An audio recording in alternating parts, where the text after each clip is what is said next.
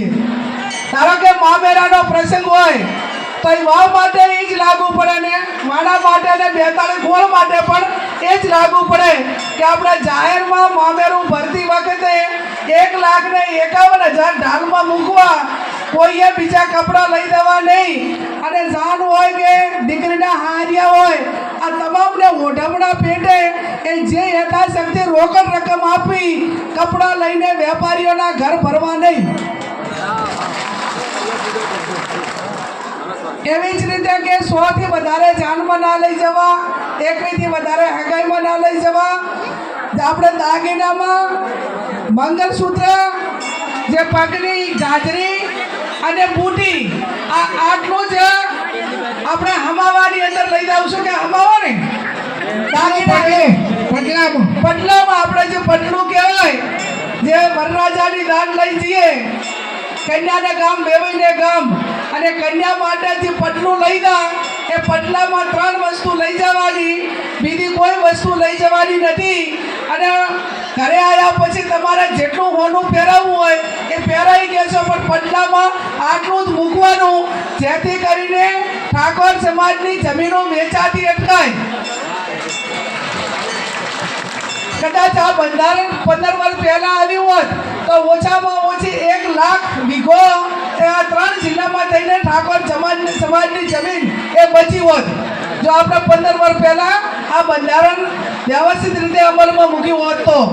પણ એ હરીફાઈ આવી, અને એમાં વધારે ક્યારથી આવ્યું કે જેમ આ ટેકનોલોજી, આ વોટ્સએપ હોય, ઇન્સ્ટાગ્રામ હોય, ફેસબુક હોય, અમદાવાદની અંદર કોઈ મામેરું કરે તો આપણા આ માણા ગામમાં 1 કલાકમાં બધા ફોટા આવી જાય, અને પાછું એના પ્રદર્શન થતા હતા. આટલું હોનું લઈ ગયા, આટલા રોકડ રકમ આપી, એટલે ગરીબને અને મધ્યમ વર્ગને પોતે ના સક્ષમ હોવા છતાં ક્યાંક જમીન વેચીને અથવા તો કોઈ પાસેથી વ્યાજે લઈને અથવા ગમે ત્યાં ભાગ બાંધીને પણ એમને એમના પ્રમાણમાં કરવું પડતું. અને આ બધું હરખું થાય, જે ભાગ બાંધે, જે મજૂરી વર્ગ કરતો વ્યક્તિ હોય કે જ્ઞાનીબેન હોય કે પ્રધાનજી હોય કે ચંદનજી હોય, એ મજૂરી કરતો વ્યવહાર એટલો, અને જ્ઞાનીબેનના દીકરા દીકરીનો વ્યવહાર પણ એટલો જ કહેવાય. એનાથી વધારે કોઈ પણ સમાજના આગેવાન એ આ બંધારણનો ક્યાંય ભંગ કરશે તો સમાજે એવું નક્કી કર્યું છે કે ગમે એવો રાજકારણીઓ હોય કે ગમે એવો પૈસાવાળો હોય, એના આ પ્રસંગની અંદર બંધારણ મારું કોઈ કરે તો એને પાડોશીએ ન જવું, કુટુંબે ના જવું, અને હગાવાલાએ કોઈ આ પ્રસંગમાં હાજરી આપવાની નહીં, જેથી કરીને પાલન થાય. હવે આપણે આ કઈ કાયદા એટલે કઈ આપણા ભારતના બંધારણના કાયદા નથી, આપણા સામાજિક છે, અને સામાજિક એનો અમલ કરાવવા માટે કુટુંબ અને હગાવાલાનું સમાજનું દબાણ જોઈએ કે ભાઈ આ સમાજને ખર્ચામાંથી કાઢવા માટે, સમાજને શિક્ષણ તરફ વાળવા માટે, અને સમાજ એ આર્થિક રીતે બરબાદ ન થાય એના માટે કરીને આપણે આ બધું આ બંધારણ કર્યું છે. તમને 12 મહિના આ બંધારણનો અમલ કરાવવામાં થોડા ઘણી તકલીફ પડશે, પણ પછી 12 મહિના પછી આ બધા કાયદા જેવું થઈ જાય છે, બધું સ્વીકારી લે છે.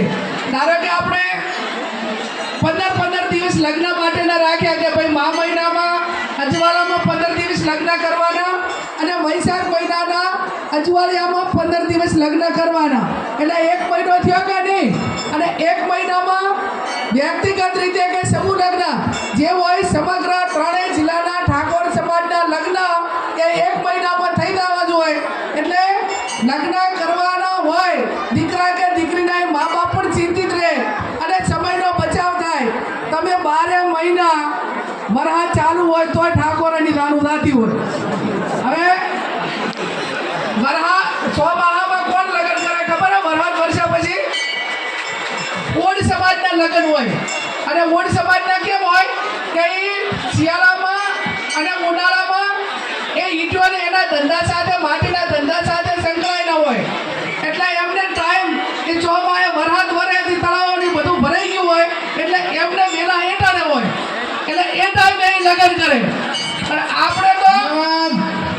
આપણે તો વૈશાખ મહિના ને મા મહિના પહેલું આપણે ચોમાસું આધારિત ખેતી બીજું કોઈ ત્રણેય સિઝન આપણે ખેતી તરીકે ના લેતા અને એ ટાઈમે એવી પ્રથા હતી કે એક ખેતી ચોમાસું આધારિત વરસાદ આધારિત ખેતી થયા પછી 8 મહિના આપણે બીજું કંઈ કામ ના હોતું એટલે ગમે એટલે લગ્ન કરો તોય ચાલતું.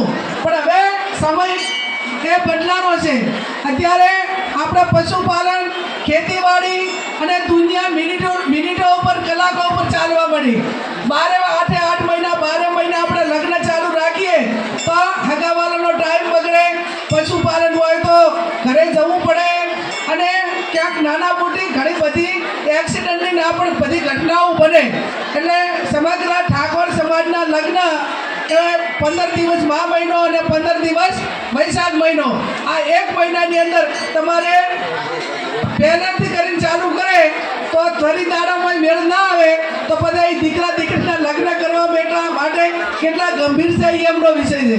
અને પછી કોઈ એવું ઇમરજન્સી લગ્ન કરવા પડતા હોય, ઇમરજન્સી કે ઇમરજન્સી કોને કહેવાય તમને બધાને ખબર છે, તો એ ઘર મેળે કરીને કોઈને આમંત્રણ ના આપે એના માટે એટલા પૂરતી છૂટ આપી છે. કોઈ એવી ઘટના બની હોય કે ઇમરજન્સી લગ્ન કરવા પડે તો એટલા પૂરતું કુટુંબ પૂરતું કરીને એની વાતને પૂરું કરે. અને આ પ્રમાણેના જ્યારે બધા નિયમો બનાવ્યા છે. હમણાં ગઈકાલે જ મને લાગે અહીંયા પાટણમાં કે એમાં ડીજેવાળાને એમણે કંઈ મિટિંગ કરી અને એમણે એમ કીધું કે સદારામ બાપુની સાક્ષી અમે એમ કહીએ છીએ કે સરકારની કોઈ પણ મિટિંગ હશે તો એની અંદર અમે ડીજે નહીં આપીએ અને માઇક નહીં આપીએ. કીધું વાંધો ને અત્યારે અમારી સરકાર નથી, અમને લાગુ પડતું નહીં. ધન્યવાદ.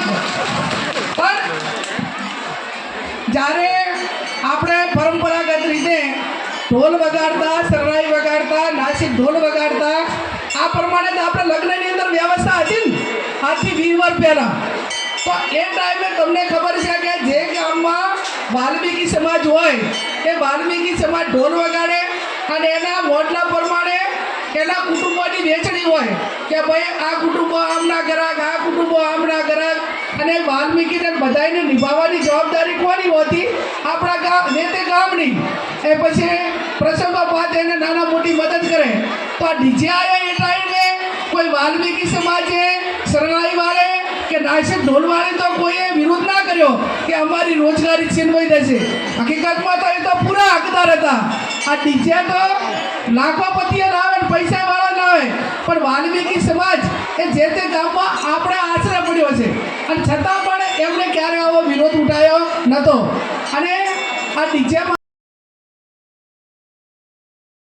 પહેલી રજૂઆત આરી આવે, મરણ પ્રસંગ હોય, લગ્ન હોય, કોઈ પણ પ્રસંગે 100, 200, 150 આગેવાનો બેઠા હોય તો કે બેન આપણા સમાજમાં આવે છે ને એના હિસાબે ખૂબ મોટું નુકસાન થાય છે. એટલે બેન તું શું નુકસાન થાય બાપા?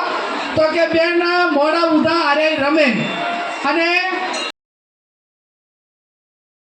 વગાડવાનો હોય અડધો કલાક વગાડે, કલાક વગાડે, 1.5 કલાક વગાડે, એનાથી વધારે હાથે વગાડવાનું હોય વગાડી કે નહીં.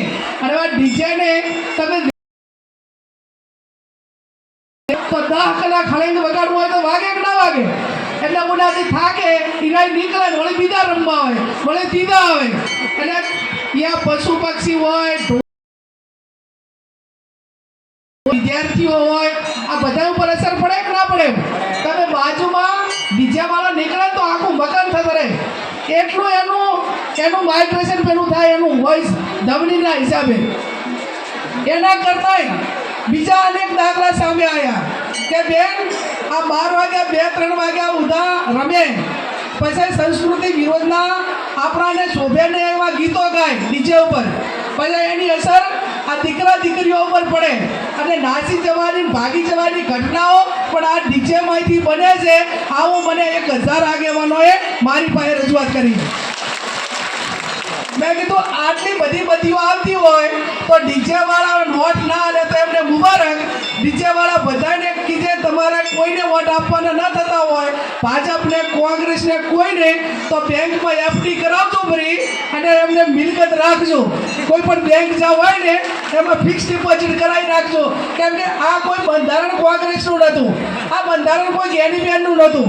આ તમામ ઠાકોર સમાજના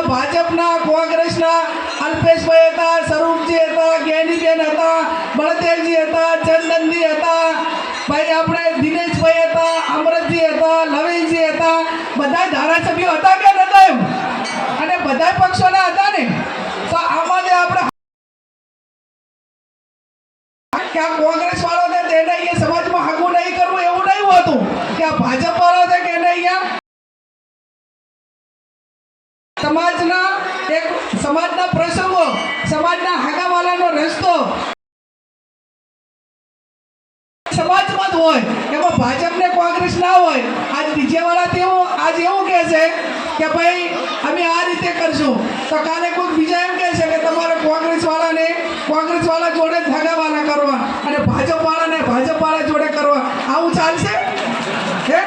હવે કાલ તો કોઈ એવું કહે છે.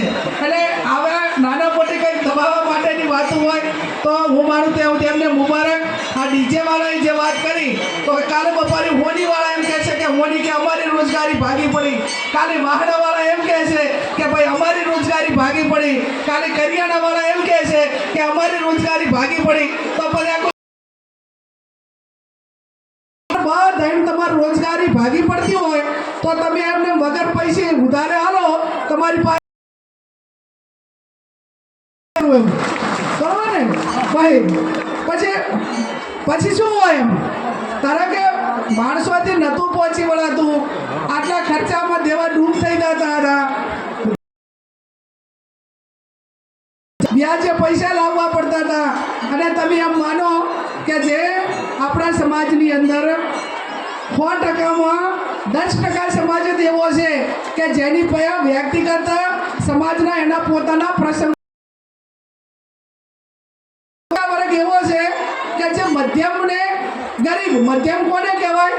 કે નાના મોટી મિલકત હોય, નાના મોટી જમીન હોય, નાના મોટો ધંધો હોય ને મધ્યમ કહેવાય. ઉપર 90 એ 40% વર્ગ છે કે જેને કોઈકનો ભાગ બાંધવો પડે, કોઈકને અહીંયાથી વ્યાજે લાવવા પડે, કોઈકને અહીંયા નોકરીએ રહેવું પડે, હાળે રહેવું પડે. આવો 40% વર્ગ છે. અને 40% વર્ગ એ કોઈકને એને અહીંયા ભાગ બાંધે તો એ બેન દીકરી અને ઘરે દીવાલાયક દીકરી હોય, બહુ આવતી હોય, એ બીજા ગામ એમની સલામતી માટેનો પણ પ્રશ્ન આવે કે ના આવે એમ? એને વતનમાંથી ભાગ બાંધવા માટે બીજે જવું પડે, પૈસાનો ઉપાડ કરેલો હોય પ્રસંગ માટે, અને જ્યાં જાય એ ઊભો થતો ને ક્યાંક ને ક્યાંક એ બાબતમાં સમાજની દીકરીઓ હોય, સમાજના અને શોષણ થતું. એટલા માટે કરીને માણસને ખર્ચામાંથી કાઢો તો એ શોષણમાંથી નીકળે એટલે સ્વતંત્ર થાય, અને સ્વતંત્ર થાય એટલે પગમાંથી ઊભો રહે. એ માત્ર ને માત્ર સમાજ માટેનો ઉદ્દેશ, મુખ્ય ઉદ્દેશ એ આર્ય સમાજ માટે કર્યું છે. અને આ ઉદ્દેશને લઈને જ્યારે સદારામ બાપુજી આપણા ભગવાન કહેવાય, આપણા સંત કહેવાય, કે જેમણે આખી જિંદગી આ સમાજના સુધારા માટે, વ્યસન મુક્તિ માટે અને સમાજના શિક્ષણ માટે કરીને એમને જોત જગાઈ, એમનું શરીર જ્યાં સુધી કામ કર્યું ત્યાં સુધી ગામડે ફરીને ભજનથી કે તમામ સમજાવટથી કરીને એ સમાજને શિક્ષણ તરફ વાળવા માટેનું કામ કર્યું. ત્યારે મારી આપ સૌને સમગ્ર ઠાકોર સમાજને વિનંતી છે કે આનું બંધારણ એ ચુસ્તપણે પાલન કરજો. મારું પોતાનું સર્વે, એનું સર્વે જે કહેવાય, આંકડાકીય વિગત કહેવાય, એ પ્રમાણે આ 3 જિલ્લાના 27 તાલુકા, એટલે એક તાલુકાની અંદર, એક જિલ્લાની અંદર વર્ષે જિલ્લાની અંદર મિનિમમ ઠાકોર સમાજના 3000 લગ્ન હોય. તો આ બંધારણના હિસાબે એ 5 લાખ રૂપિયા આપણને ફાયદો થાય. પછી મામેરું હોય, રસોડું હોય, આ બધા એક જિલ્લાના 1000 કરોડ રૂપિયા, જેને લખવા માટે કરીને કોઈકને આપણે કોમ્પ્યુટરમાં કહેવું પડે કે કેટલા પાછળ મેળા આવે, ચંદનજીને કોમ્પ્યુટરમાં નાખવા પડે કે 1000 કરોડ એટલે 3 જિલ્લાના 3000 કરોડ એક વર્ષમાં બચે. અને તો ને તો ઠાકોર સમાજ એ ટૂંક સમયમાં જે ઘણા સમાજોએ ઠાકોર સમાજ આ 10 વર્ષમાં જો આ બંધારણનું અમલીકરણ એ ગમે ત્યાં નોકરી કરતો હશે, કોઈની મજબૂરીમાં નહીં હોય, કોઈની ગુલામીમાં નહીં હોય, અને ક્યાંક સચિવાલયમાં કે ક્યાંક ગાંધીનગરમાં કે ગમે ત્યાં લાને તો 10 દીકરા ને 10 દીકરીઓ એ ઠાકોર સમાજના અમે છીએ અને નોકરી કરીએ. એટલી તાકાતથી આ પરિણામ આવવાનું છે. અને એટલી તાકાતથી પરિણામ અમારે કન્યા હોસ્ટેલ કરવી હોય તો આપણે કોઈ 51 લાખ કે 21 લાખનું દાન આપી દે. કેમ કે વાળા નથી, કોઈ ઉદ્યોગપતિ નથી, કોઈ એવા બિઝનેસમેન એવડા બહાર નથી જે એવડું મોટું દાન કરી શકે. અને એના હિસાબે ક્યાંક ને ભણાવવા, દીકરીઓને ભણાવવા, હમણાં જ વાત કરી કે એક દીકરીને 15 લાખ રૂપિયા જો આપણે એને મદદ કરવા માટે હું પણ ત્યાં ભલામણ કરીશ અને એની જેટલી ફી ઓછી થાય એટલી કરી. દીકરી હોય, 2 હોય, તમે વ્યક્તિગત રીતે મદદ કરીને કેટલાને કરી શકશો, પણ એના માટે કરીને અને ખાસ કરીને જિલ્લામાં એક એવું ભંડોળ ભેગું કરવામાં આવે કે દીકરા દીકરી થતું હોય, એને નોકરીમાં નુકસાન થતું હોય તો જિલ્લાનું ભંડોળ